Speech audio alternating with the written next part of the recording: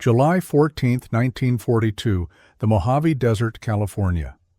The heat isn't just a temperature, it's a physical weight. At 120 degrees, the air inside an M3 Stewart tank doesn't feel like air at all. It feels like inhaled fire. You can smell it before you see it. The acrid stench of scorched diesel, the metallic tang of hot grease, and the sour, salt-crusted scent of 10,000 men who haven't seen a shower in 3 weeks. Inside the steel hull, a young corporal wipes a mixture of grit and sweat from his eyes, his fingers trembling. He's been marching through the place that God forgot, the Desert Training Center, for 18 hours. His canteen is a hollow mockery, containing only a few lukewarm drops that taste of plastic and dust. To him, and to the thousands of citizen soldiers drafted from soda shops and farmsteads, this isn't training. It feels like a slow, state-sponsored execution. Suddenly, the rumble of a Jeep engine cuts through the shimmering haze of the dunes. The soldiers don't need to see the vehicle to know who it is. They recognize the cloud of dust trailing it like a storm front. They recognize the posture of the man standing in the passenger seat, oblivious to the jolting terrain. Major General George S. Patton Jr. arrives not as a man, but as a spectacle.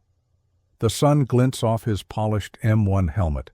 It catches the ivory grips of the dual Colt .45 revolvers strapped to his hips.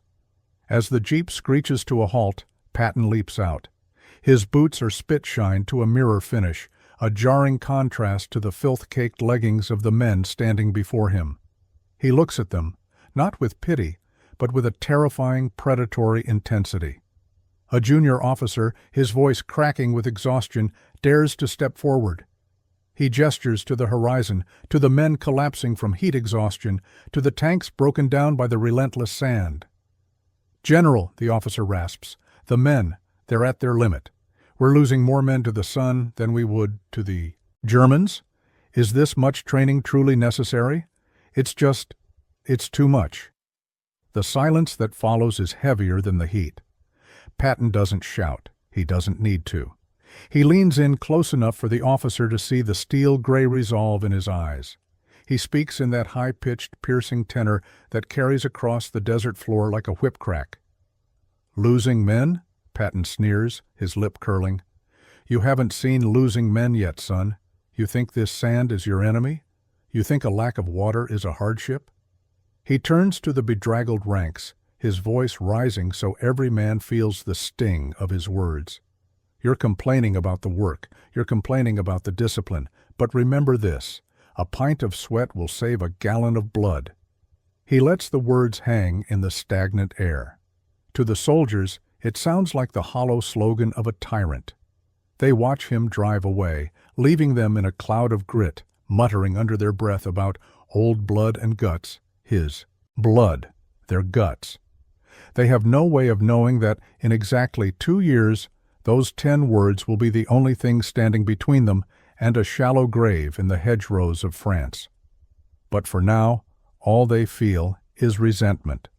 They don't see the gallon of blood coming. They only see the pint of sweat they are forced to pay today. And the real test hasn't even begun. August 1st, 1944. Onam-en-Rouars. The Avranches Gap, Normandy.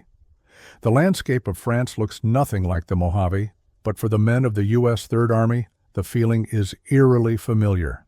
Instead of sand, there is the suffocating gray mud of the bocage. Instead of the dry heat, there is the humid metallic scent of cordite and decomposing livestock. For 7 weeks, the Allied invasion has been a meat grinder. The British, Canadians, and the U.S. First Army are locked in a brutal, inch-by-inch struggle through the hedgerows. Ancient earthen walls topped with tangled brush that turn every field into a natural fortress. For German MG-42 teams, thousands of gallons of blood have already been spilled in the dirt of Normandy. The gallon of blood Patton warned about isn't a metaphor anymore. It's the literal tide rising around them. But today, the leash is finally cut. At noon, the Third Army is officially activated. And at its head is the man the Germans fear most, the cowboy, as they call him. Patton doesn't just want to break the line, he wants to annihilate the concept of a front line altogether. You can see the change immediately. While other divisions move with the cautious, methodical pace of a textbook, Patton's Third Army moves with a violent, reckless grace. The tanks don't stop for the night. The infantry doesn't wait for the artillery to soften a village. They bypass strong points, leaving the cleaning up for later, and race into the open plains of France. On a narrow bridge outside of Ranches, the same junior officer who had complained in the desert 2 years ago, now a captain with a silver bar and a 1,000-yard stare, is trying to manage a logistical nightmare. Tanks, trucks, and half-tracks are jammed bumper to bumper. It is a target-rich environment for the Luftwaffe. Every second they spend stationary is a second they invite a massacre. Suddenly, a familiar sirens and horns cacophony cuts through the chaos. A jeep, flanked by armored scouts, pushes through the ditch and onto the road. Patton leaps out before the vehicle even stops. He isn't in a command tent 10 miles back. He is standing in the middle of the bridge, his gloved hands waving like a frantic conductor. He is screaming at drivers, kicking tires, and physically shoving men toward their vehicles. He looks like a man possessed. "Get those tanks moving," Patton bellows, his face a shade of crimson that rivals his general's stars. "If you stop to pee, you're a target. If you stop to think, you're a corpse. Move!" The captain watches as a column of M4 Shermans roars past, their engines screaming at the limit. He notices something he didn't see in the Mojave. The crews are fast. Their movements are surgical. When a track throws a pin, they don't look for a manual. They fix it in minutes with the frantic muscle memory precision they learned under the blistering California sun. They are exhausted, yes. They are covered in the grime of a 100-mile dash. But they are alive. As the captain looks down the road, he sees the wreckage of a German division that tried to retreat. It's a graveyard of burned-out panzers and abandoned horse-drawn carts. The Germans, once the masters of blitzkrieg, were simply too slow. They couldn't keep up with the impossible pace Patton demanded. For the first time, the captain looks at the casualty reports. Other armies are losing hundreds of men a day just to clear a single mile of hedgerow. The Third Army has covered 30 miles in 24 hours, and their casualty list is shockingly thin. He realizes then that the pint of sweat wasn't a punishment, it was a down payment. By forcing them to march until their feet bled in the desert, Patton had given them the stamina to outrun the Reaper. By forcing them to drill until they could operate their tanks in their sleep, he had given them the speed to strike before the Germans could even traverse their turrets. But the race across France is just the beginning. As the Third Army nears the German border, the gallon of blood is about to be demanded in a place no one expected. The weather is turning, the clouds are lowering, and in the dark forests of the Ardennes, a monster is waking up. Patton knows the speed that saved them in the sun is about to be tested in the snow, and this time it won't just be their lives on the line, it will be the entire Allied cause. December 19th, 1944. 11 hours. A cold, damp bunker in Verdun, France. The atmosphere inside the Supreme Headquarters is thick with more than just cigarette smoke. It's thick with the scent of looming disaster. On the maps spread across the tables, a massive red bulge has punched through the Allied lines in the Ardennes forest. 3 German armies, 250,000 men, are screaming toward the Meuse River. The 101st Airborne is surrounded at a crossroads town called Bastogne, and the weather is so foul that the Allied air forces are grounded. General Dwight D. Eisenhower looks at his commanders. His face is a mask of exhaustion. "I want everyone to see this not as a disaster, but as an opportunity," he says, though his voice lacks conviction. He turns to the one man who hasn't stopped pacing. "George, I want you to go to Luxembourg and take command. When can you start a counterattack with 3 divisions?" The room goes silent. In the world of military logistics, moving a single division, roughly 15,000 men and thousands of vehicles, usually takes weeks of planning. To move 3 divisions in the middle of a winter gale, while they are already engaged with the enemy, is a mathematical impossibility. Patton doesn't even look at the map. He checks his watch.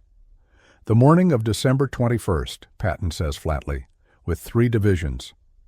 A ripple of disbelief, even mockery, goes through the room. General Jarrow shakes his head. It can't be done, George. You'll have a mess on the roads that'll take a week to untangle. But Patton isn't looking at the other generals. He is thinking back to the Mojave. He is thinking back to the Pint of Sweat. He knows something they don't. He hasn't just been training soldiers, he has been building a high-performance machine. Outside the bunker, the order goes out. It is perhaps the most audacious maneuver in the history of warfare. Over 133,000 vehicles are ordered to stop what they are doing, turn 90 degrees to the north, and race 100 miles through a blizzard on icy, single-lane roads. You can hear the grinding of gears across the entire Western Front. Inside the cabs of the CCKW Deuce and a half trucks, drivers are slapping their own faces to stay awake. The heaters are broken and the windshields are frosted over with layers of grime and ice. But they don't stop. They don't stall. The Pint of Sweat is now being paid in frozen toes and shattered nerves. The men who cursed Patton in the desert are now the ones performing the miracle. Because they had been forced to practice night movements until they could do them blindfolded, they navigate the treacherous, winding mountain roads of the Ardennes without headlights, guided only by the tiny blackout lights of the truck in front of them. In the tank halls, the crews use the same muscle memory developed in the California heat to keep their engines running in the sub-zero cold. They know exactly how to bleed the fuel lines, how to tension the tracks for ice, and how to keep their weapons from freezing solid, not because they read it in a book, but because Patton had broken them down until these actions were as natural as breathing. On the morning of December 21st, exactly as promised, the Third Army's lead elements slam into the German flank. The German commanders are paralyzed. Their intelligence told them Patton was 100 miles to the south. They believed it would take the Americans days, if not weeks, to reposition. When the Shermans of the 4th Armored Division began appearing through the fog, the Germans realized they weren't fighting an army. They were fighting a force that defied the laws of time and space. As the Third Army broke through the ring of steel around Bastogne, saving the 101st Airborne from annihilation, the cost was tallied. In any other army, a move of this magnitude in these conditions would have resulted in thousands of non-combat casualties, broken-down equipment, and a collapsed logistics chain. Instead, Patton had done the impossible. He had moved an entire army in 3 days and won a battle that turned the tide of the war. As the sun finally broke through the clouds on Christmas Day, the same captain from the Mojave stood by the side of a road littered with abandoned German Tigers, tanks that were superior in armor but had run out of fuel, run out of parts, and run out of time. He watched Patton's jeep roar past, the general still standing, still demanding more speed. The captain looked at his own men. They were hollow-cheeked, frost-bitten, and weary beyond words. But they were standing. They were victorious. And they were, against all odds, alive. He finally understood the terrible arithmetic of the general. The thousands of gallons of blood that should have been spilled in a prolonged German breakthrough had been traded months ago for that bitter pint of sweat in the desert. Patton was never looking for their love. He was looking for their survival. And as the Third Army began its final drive into the heart of Germany, the world finally saw what the general had known all along. Discipline isn't the enemy of the soldier, it is his armor.